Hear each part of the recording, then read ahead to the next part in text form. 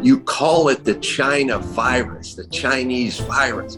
Don't you realize that's racist? Don't you realize that you're going to get Chinese hurt by calling it the Chinese virus? It's racist. And he just goes, no, it's not. Why do you keep calling it the Chinese virus? And he goes, because it's from China.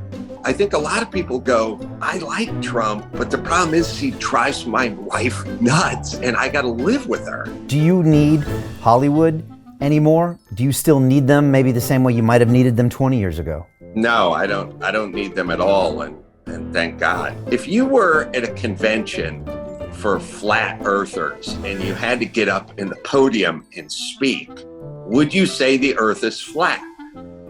And my answer is, I wouldn't. I'd say the earth is round, and then everyone would start booing. And I'd say, I don't know what you want me to tell you, that's what it is. And then the after party would suck for me. But the earth is round, so that's what I'm gonna say. And that's how I felt about COVID. So the after party sucked, living in Hollywood and speaking the way I was speaking about COVID. But what are my choices? Join you in saying the earth is flat? I couldn't live with myself. If you can't say what you want to say as a comedian, I think it's time to hang it up.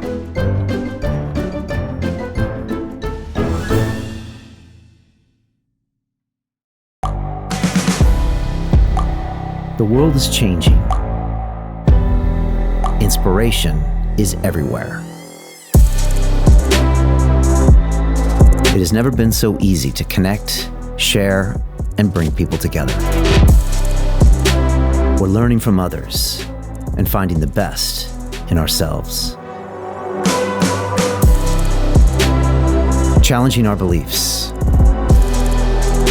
Sharing our vulnerability. Overcoming our fears. Transforming ourselves so we can transform the world. How far can we go? This is London Real. I am Brian Rose. My guest today is...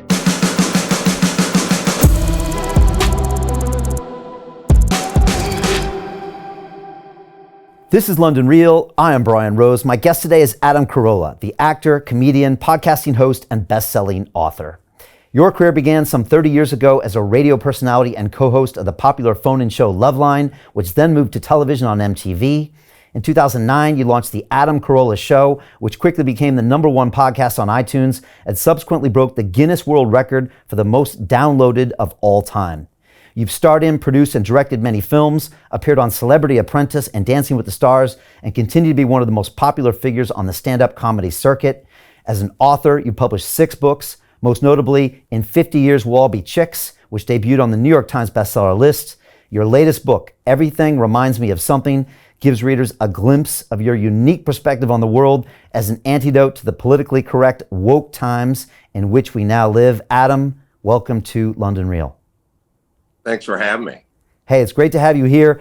I just want to say, we started back in 2011, and you were like the king of podcasting at the time. You were super inspirational to all the people that had never heard of podcasting over here in the UK. And I was just curious, like back then, did you see podcasting as this new tech of the future, or was it a way of just you having control of your own show, or was it just fun? I'm just kind of curious how that all started with you. I didn't plot it out that precisely. I worked in radio. I got fired from my last radio job in 2009. The station flipped formats, the economy turned down, and I was just out of a job. And so I just went into podcasting, directly from radio. And there wasn't a business model attached to podcasting back in 2009. This is early, like February 2009. And, but I committed to do it every day, and I didn't get paid. And it cost me a lot of money in bandwidth back then, because I guess bandwidth cost more back then. And the show was popular, so it used up a lot of bandwidth. So I was paying probably about $9,000 or $10,000 a month in bandwidth, and there was no income.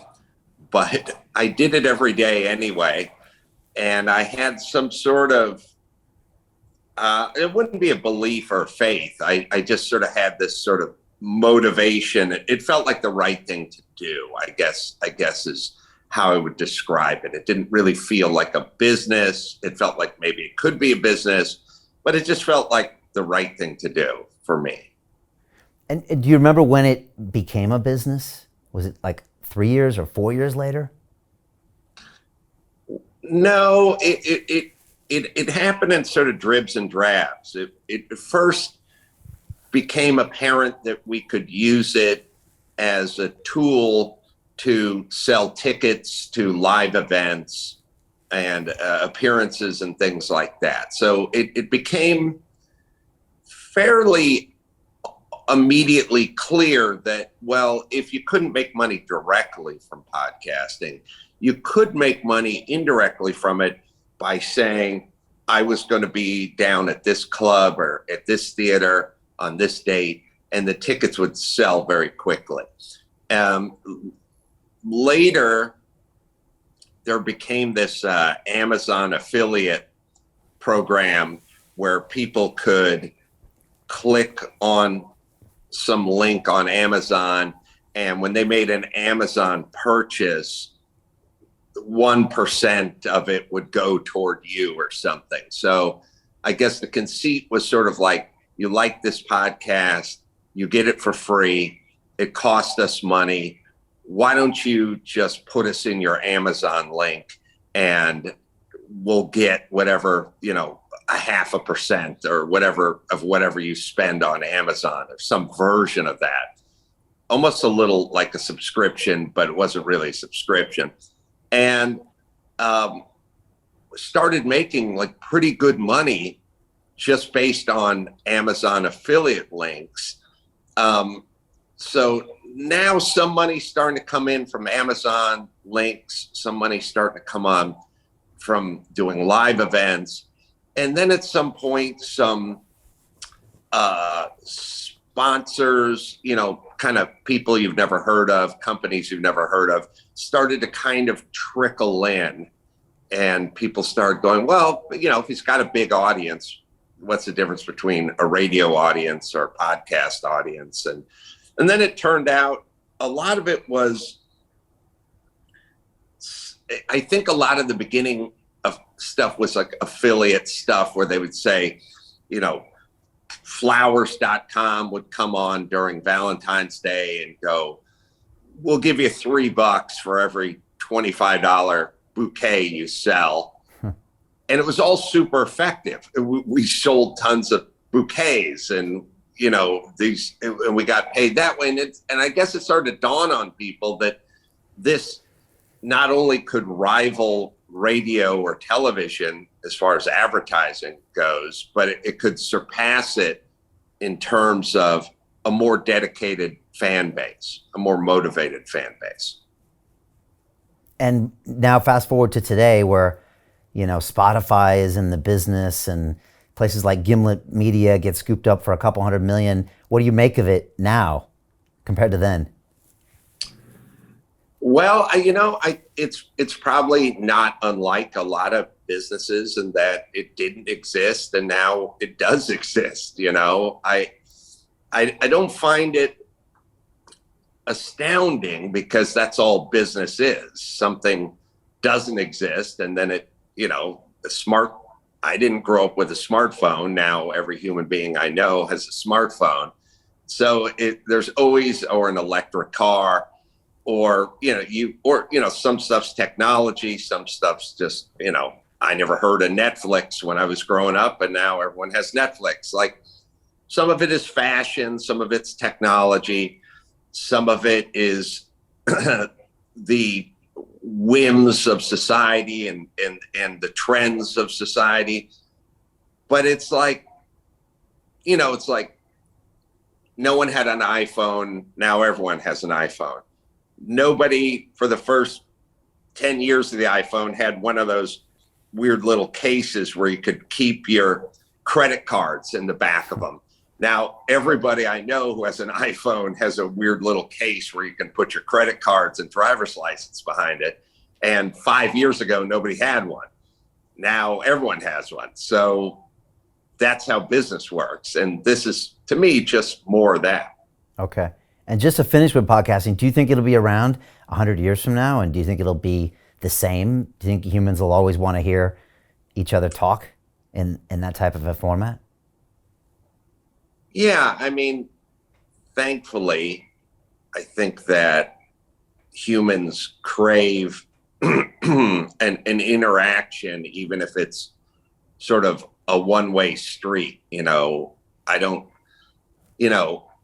Concerts, I mean, let's really think about concerts or plays. Those have been going on for 2,000 years, different. I mean, now the sound is amplified and there's a pyrotechnics display that goes along with it. And, Tommy Lee is in a shark cage spinning around with a drum kit. And I guess the ancient Romans could have never envisioned that. But if you take a look at concerts or plays or musicals or live spoken word events, it's not really changed. So I don't imagine this would change much either. Okay. And like on that note you just said, do you think everything will get into the metaverse in 25 years from now, Adam, where we'll all just be doing it with our, Facebook Meta goggles or not? Yeah, I mean, obviously the delivery system is going to change. For a while, when I started podcasting, the big talk was cars are going to be able to get the internet, like cars are going to have podcasts. And there was talk like in 2009, 2010, like, oh, BMW is going to come out with a 3 Series and you're going to be able to get the internet on it. And I guess at the time, no one figured out the phone part. They didn't figure out the part where you're going to get everything on your phone and then you're going to plug it in. This was back when a lot of cars had a CD changer in the back that held 6 CDs, and that kind of stuff. And so we won't always know. Like, I was wrong. Everyone around me was wrong. We were hoping podcasting could get into the cars via the stereo, not via the phone, But that kind of stuff's going to surprise us along the way. But I think the nuts and the bolts will remain. Yeah, it feels like people will always want to listen to other people talking and other people performing, and whether it's live or VR or recorded. I guess it's probably not going anywhere. I wanted to ask you about the book because it's you answering real questions from real people, and you cover everything from cancel culture to Hollywood to wokeness to the economy to the president, I think. This book kind of just came to you, and again, I think you originally had a different title, Ask an Asshole, Advice and Answers from the Least Apologetic Man in Comedy, but I think your publishers convinced you differently. But yeah, tell me about the genesis of how this book happened. When you write books, you write a book and I don't know, a year and a half goes by and then your publisher says, do you want to write another book? And then I usually say, yes. And then they go, what do you want to write it about? Then you think about it for a while. And the concept of answering questions, having a book of answers that people provided, it just seemed like a good fit because that's what I have done my whole life. I started off in radio that way, doing Loveline, where people would call in and ask advice, and then I'd give answers, and oftentimes comedic answers, but I'd still give answers. And so it just became sort of natural that after writing 5 books where you sit down and write, that you do one where you answer questions. And it turned out to be an interesting experiment, because if you think about it, when you write a book, you usually just sit down and you go, what do I want to talk about? And that's kind of the process of writing a book. And then you start organizing it, well, I want to talk about this and I want to talk about that. Well, that would fit under the heading of politics or family or pop culture. You start shuffling things around and making chapters. This is kind of interesting in that I didn't sit around and go, what do I want to write about? Because people would ask me a question. And some of the questions I'd have to think, I've never thought about that. Like, I don't have thoughts about that. I need to force myself to form thoughts about stuff. So, imagine any author you enjoy and they write about politics or the Old West or World War II. And then you just start asking them questions about other stuff. And now that same person would have to go, I never thought about that, but here's my answer. And so it made it kind of interesting for me. Nice. So you got some fresh angles, some fresh content, as opposed to if you had just come up with something, or your publisher, it would have been something you probably were familiar with. Well, when you get to your 6th or 7th book and you start writing down stuff you want to talk about, I do it with a writing partner who's a stenographer, essentially, because I can't type. And I find myself saying to Mike Lynch, who's physically doing the writing, I start going off on some tangent, and then I would stop and I would go, did I say this in any of my other books? Because you lose track. And then he'll go, oh yeah, and not Taco Bell material, I think you did that jag in that book. And I go, oh, I did? Oh, all right, well, that's off the table. Now I got to come up with something else, because these are all your thoughts and you're bound to repeat them. And by the time you get to, like I said, your 6th or 7th book, you've now written down, 2,000 pages of your thoughts. And, one only has so many thoughts. So this kind of is interesting because you don't run into that syndrome of like, did I already talk about this? Because I didn't talk about it because someone else has asked the question. Right. That's fascinating. Tell me about a few things. First of all, how is California? I grew up there in San Diego until I was 18, and then I moved out. But I watch it now from afar, and sometimes it's hard to believe some of the things that happen there. You're still there, although it doesn't seem to jibe with the way you think about life. So what's it like, and how long are you going to stay? Well, I was born and bred in Southern California. I wasn't really bred. I was just kind of born. My parents didn't do a lot of breeding. I have to figure that one out. And then I got out of high school. I got into construction. I just became a builder in my early part of my career. And I didn't really know you could move anywhere. California used to be, you just lived in California and everyone sort of came to you, you know what I mean? Like kind of an elitism. And I guess it'd be like, it's like you lived in Disneyland and somebody was like, you want to go down the street and go check out someone else's whatever? And you'd be like, no, I'm in Disneyland. People come here. I will wait for you in California. And then I got into show business, and once I got into show business, then it was like, well, this is where show business is. So I stayed here, and I slowly kind of watched it erode over the years, and just high taxes and wildfires and badly managed and homeless situation and overregulated and blah blah blah. And I started to kind of watch it come undone. But I also have 16-year-old twins who are in their junior year of high school, so I would never want to uproot them. So I kind of thought, well, I'll hang out here until they graduate high school, and then probably start looking for a different place to live. Okay.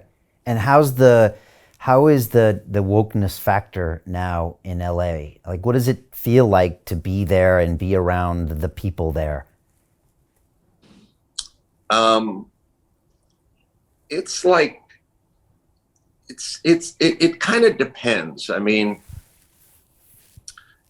I was just on the set of a TV show for a day, and it's, big union, everything. And they're very COVIDed out on the set, and they're very paranoid. And so what it's essentially created two groups. It's basically a group of people that are very fanatical about COVID or woke culture or policy or whatever. It's a smaller group. It's probably 10 or 15%. And then a very large group of people who are scared for their jobs, and also just scared for their social standing.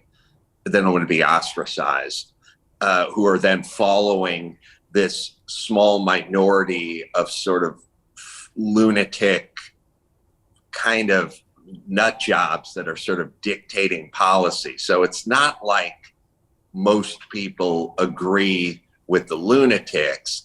It's that the lunatics could get you removed from your livelihood. And so most people go along with it for fear. And I was actually talking to Greg Gutfeld, about this a couple of weeks ago on my podcast. And he said, there are a small group of people who break away from that and say, I'm not playing. I'm not going along with your lunacy. I'm not wearing a mask outside. I'm not, I'm not wearing rubber gloves inside an Uber. I'm going to speak out against this. I disagree with it. A boy's a girl and a girl's a boy. And, we have to call everyone birthing people now because men can give birth and stuff. There is a small group of people who push back against that and fight against it. But we're starting to kind of drill down on like, who are those people?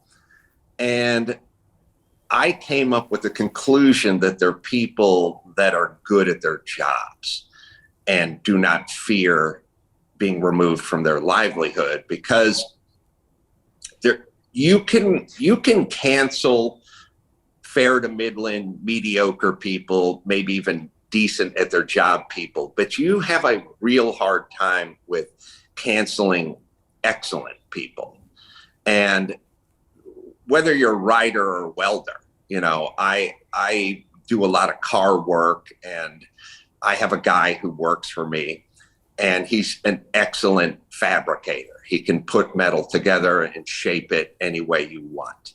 And I have to treat that guy fairly and decently and with a certain amount of respect, because if I start riding that guy or hassling that guy, he'll just go across the street. He knows he's good at what he does. Like when I was a carpenter, I was a good carpenter. I would come to your home, I would work on your home, and you didn't have to put out a plate of cookies for me, but you had to treat me decently. And if you started to not, I would just leave, because I was a good carpenter and I could find work anywhere. And so if you're really good at what you do, you will find work even in Hollywood, or you'll just break off and do your own thing. You can't cancel Joe Rogan. You can't cancel Ben Shapiro. They just go do their own thing. But the lion's share of people are not excellent. They just get along. And Hollywood is filled with people that just get along, and people that just get along who are overcompensated. So you take a combination of overcompensated and we don't really need you that much here, you better shut your mouth and get in line. And that's what we have. And they don't like people like me who ignore them in their decrees because I guess it makes them feel powerless in some way. But I have decided that I'm good enough not to listen to them. And people say, does that hurt your career? And the answer is, yeah, it does. But I'm good. And I get to do what I want. And that's part of being a comedian. It's not all about how much money you make. It's about saying what you want to say. And if you can't say what you want to say as a comedian, I think it's time to hang it up. And I guess that's my next question, Adam. Do you need Hollywood anymore? Because you're writing books, you're doing comedy, you've got your show. Do you still need them maybe the same way you might have needed them 20 years ago? No, I don't need them at all. And thank God, because right. I'm not welcome. I mean, there is no Hollywood for me. It's all my own. I generate my own business. I do not get calls to do TV shows or sitcoms or guest appearances, or there is no Hollywood for me. I was pretty much done, or I should say Hollywood was pretty much done with me 5 years ago. And then when COVID hit, that was it. I mean, it was essentially a relationship that was on the rocks for 5 years. And then someone just caught me having sex with my wife's sister, and that's it. Now it's over. So COVID put the last nail in, I'd say, the coffin of me in Hollywood. Is that because what you said about COVID? I think what I said, how I acted, yes, for sure. Okay. What I said about COVID. And so it sounds like in Hollywood and maybe in other places in the US, you're on one side where you have to choose all the same issues, as in I wear the mask, I feel the same about COVID, I vote Democrat, genders are fluid, there's birthers. It sounds like you have to make all of those choices on this side. And if you're on the other side, if you disagree with some of those, is it very much like that? Yeah, it's very much like they don't allow a lot of wiggle room or nuance of thought. So I have elderly parents and I have young kids. And as it pertains to, let's say, the vaccine. So I would say, by the way, I've never said a word about vaccines my entire life. I'm not Robert Kennedy Jr. I'm like, vaccines. Yeah, sure. Get a vaccine. Makes sense to me. You know, if you're traveling to Africa, get a vaccine for malaria or whatever you got to do. Like I've never given it any thought. I've just went, whatever the doctor tells you to do, or whatever the school board tells you to do, go do it. But then let's say the COVID vaccine came about.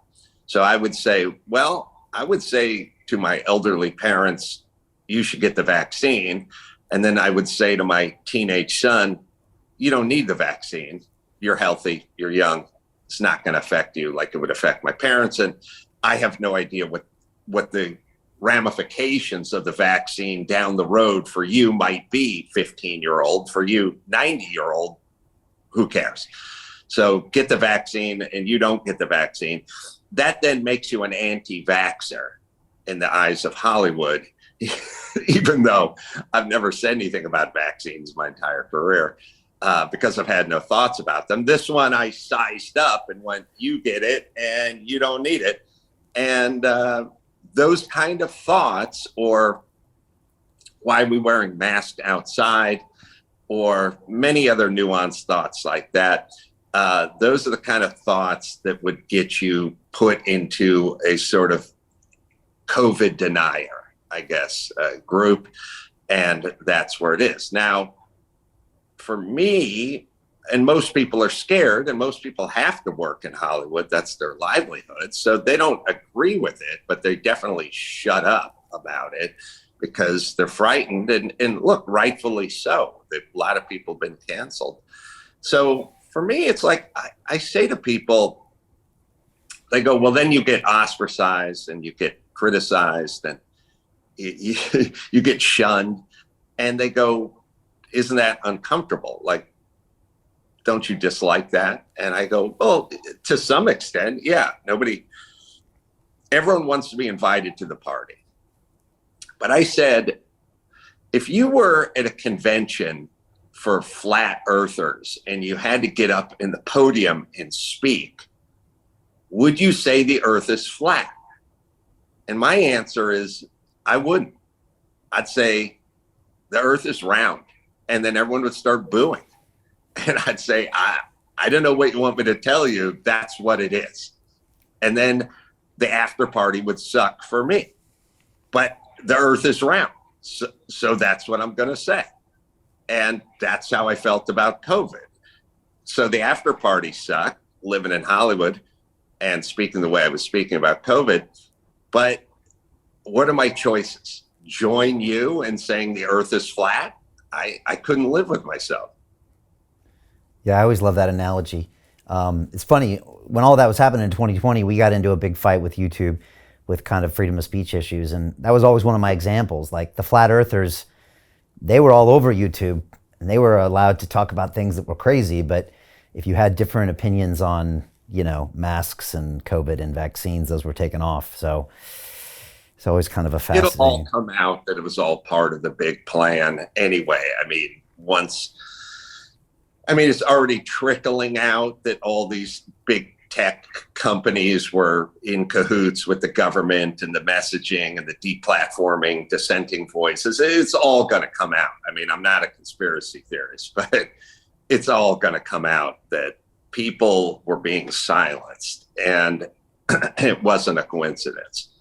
Yeah, we felt the sharp end of that. I always thought crazy people got censored until it happens to you. And then you're like, oh, it's not just... I got put in YouTube jail because we played a clip of the guy who runs County USC Hospital saying, we're not full. Our ICU is not full. We're not filled with COVID patients. We have open beds. I don't know what people are saying. That's not what's happening at our hospital. The guy who runs the hospital said that. We showed the clip and we got put in YouTube jail for COVID misinformation. So these people they're insane, but obviously insane with an agenda. And that's the scary part. Yeah. Yeah. This will all be dissected 10, 20 years from now, and it'll be a fascinating documentary, right? Yes. Or series of. You mentioned you got 16-year-olds. My daughter's 18 and she's going off to university in Boston. And Adam, I was wondering if you could tell me, first of all, is that a good idea? Because I went and visited and I start to get the pulse of what universities are like these days. And it's not when I went to school 30 years ago, they seem very different. I know you did a whole film with this with Dennis Prager and he's been on the show, but will your twins be going to university? What do we need to know about what's happening at universities now? And is there anything we can do about it? Well, I think my daughter wants to go. I don't think my son is much interested in going to university. If you think about it, I know there's thoughts, guys like Dennis Prager and a lot of people that think, well, you go off to college and then you get indoctrinated into this world and this sort of politically incorrect, sort of insane world, which is true. But if you really think about it, it starts in high school now. It's kind of ubiquitous, it'll start in grade school now. It's kind of everywhere. So maybe this fear of going off to college and being indoctrinated is unfounded because your kid's already being poisoned at the junior high level, if you think about the new world order, So good news and bad news, you don't have to worry about your kid being poisoned in college. The bad news is they were already poisoned by the 8th grade with all the nonsense. So I'm not much interested in college. I never have been. Mainly based on life experience. I've never met anybody who I've worked with where college factored into the work. Now, I was a carpenter and then I was a comedian. So, I didn't work in engineering, but I worked, most of the successful people I know either didn't complete college or did complete college with some other degree that's neither here nor there in whatever they do today. And also, I used to, when we did the Man Show every year, we would read piles of writer submissions. Everyone wanted to write on the Man Show, and we'd have to go through all these writer submissions. And they would say the guy went to Harvard or Yale or Stanford or Princeton or San Diego State or CSUN or no college. But ultimately, we would just read the writer's packet, and the funniest writer's packet we would hire. And if they went to Harvard, I guess that was like a little extra window dressing or something, but we'd hire the guy from Cal State Northridge over the guy who went to Yale if his writer's packet was a little bit funnier. And if there's a guy who took a few units at the junior college and then dropped out to work in his dad's landscaping business, and his was funnier than the guy from Cal State Northridge, we'd hire that guy. So it became kind of clear to me that it's all about performance. Nobody cares. I mean, think about all the people. I mean, you kind of think about, Jeff Bezos, Richard Branson, like, what college did they go to? And my answer is, I don't know. Maybe they went to a great college. Maybe they didn't go to a good college. Or you think about the voices you enjoy the most, or the thinkers, or the people you're most attracted to philosophically. Where did they go to college? The answer is, I don't know. I don't know if they went to college. I don't care. It's not factoring in for me. And I think as a society, we're getting more and more like that. Plus, there's a lot of self-education going on these days. I mean, oh my God, yes. I mean, with everything on the internet and YouTube and everything, you can kind of do a lot of self-teaching there. But yeah, it's a good point. I guess it does start super early these days, so you're not going to get away from it, I guess, per se. Right. Yeah.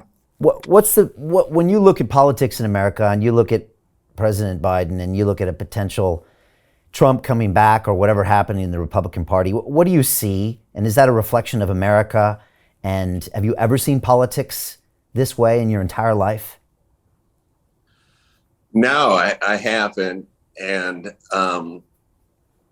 Biden is horrible, not just because of, bad policies, but he's really turned out to be kind of a despicable person, in that he ran on this unity kind of platform. He was, it was basically Trump was president, and for 4 years, the Democrats their hair was on fire. They were just going nuts. They just were the most agitated ever.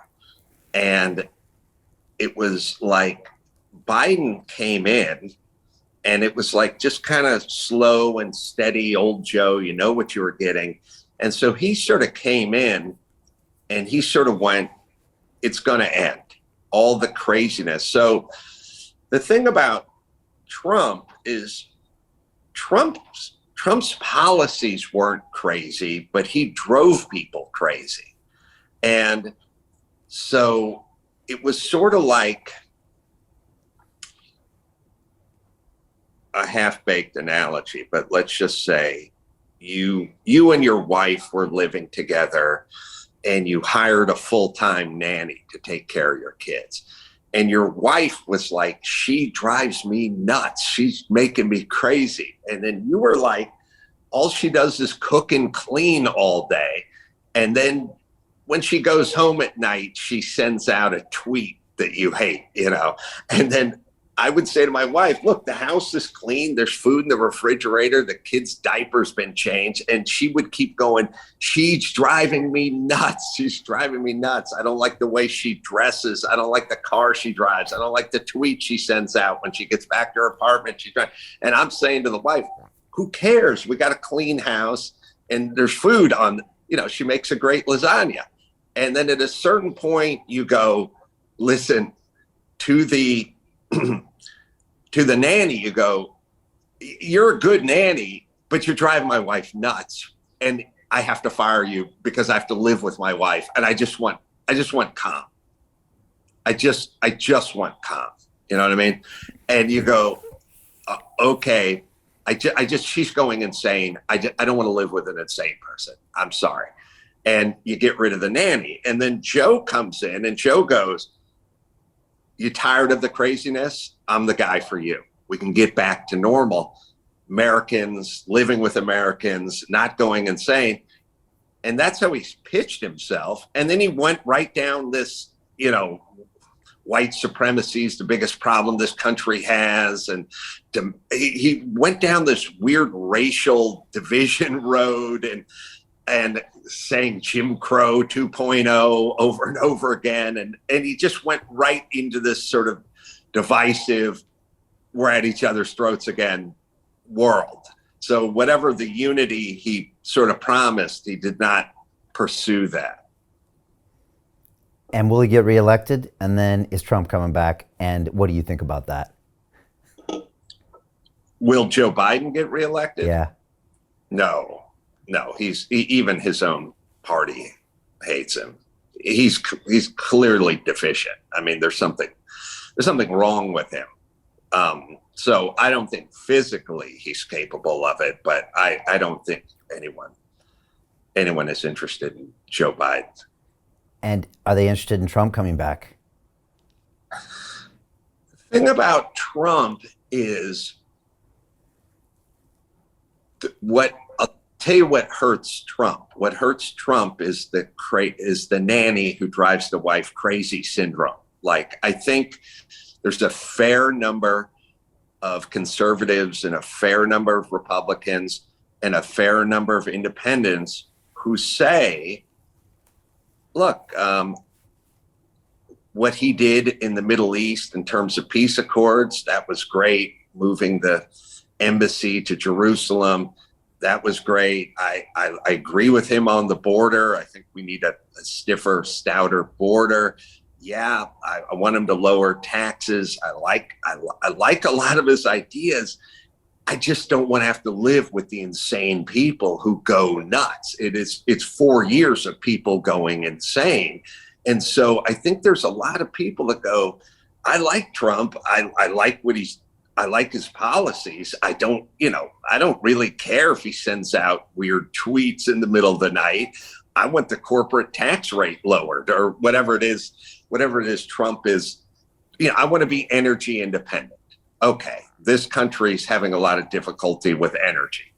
I liked Trump's policy with energy because under Trump, we had energy independence, and under Biden, we have to. To continue watching the rest of the episode for free, visit our website, londonreal.tv, or click the link in the description below.